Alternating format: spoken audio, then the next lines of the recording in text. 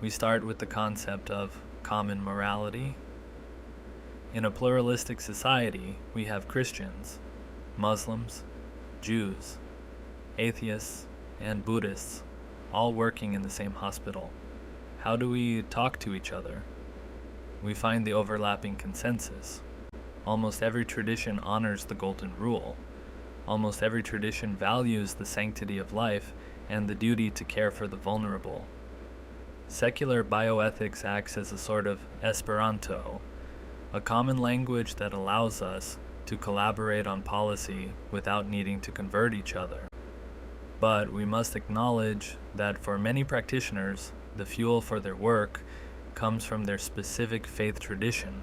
Historically, the hospital is a religious invention.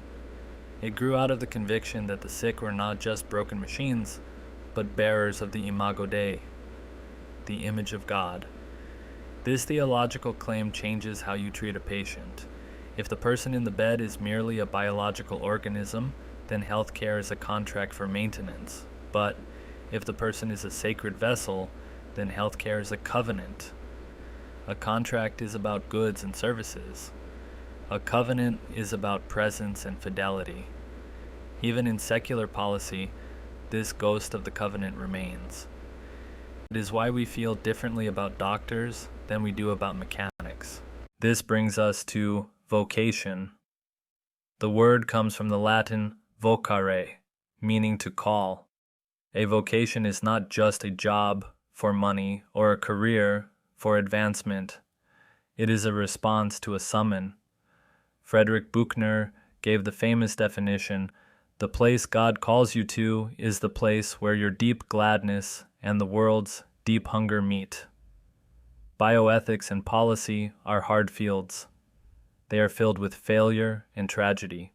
If you're here just for a paycheck, you will burn out. You need a sense of vocation, a belief that you are meant to be here, standing in the gap for the vulnerable.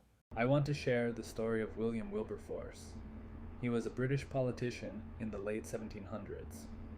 He underwent a profound spiritual conversion and thought about leaving politics to become a priest.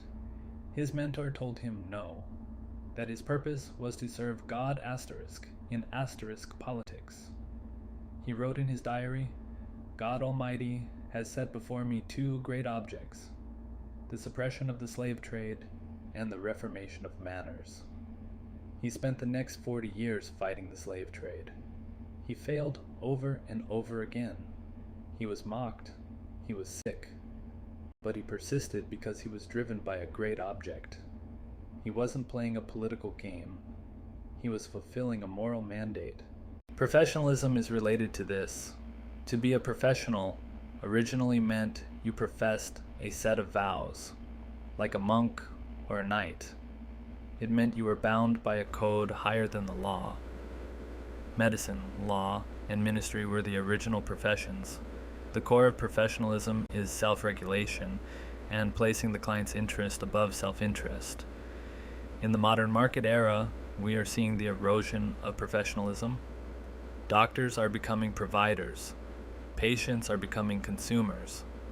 When we lose the professional ethos, we lose the trust that holds the system together.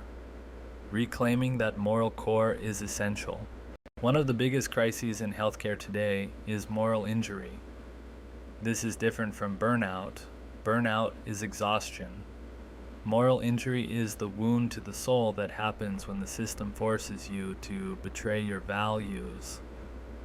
It's the doctor who has to tell a patient no because the insurance company said so.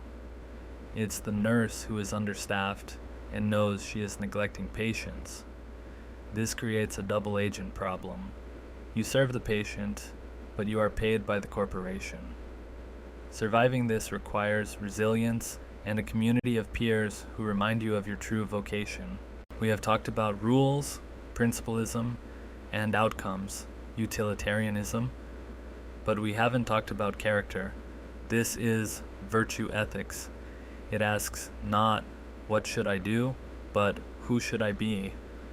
Policy requires character. It takes courage to speak truth to power. It takes humility to admit when your policy failed. It takes prudence to know when to compromise. You cannot write ethical laws if you are not an ethical person. The structures of society reflect the character of the people who build them. So, how do you integrate faith and policy? You don't have to check your soul at the door, but you do have to translate.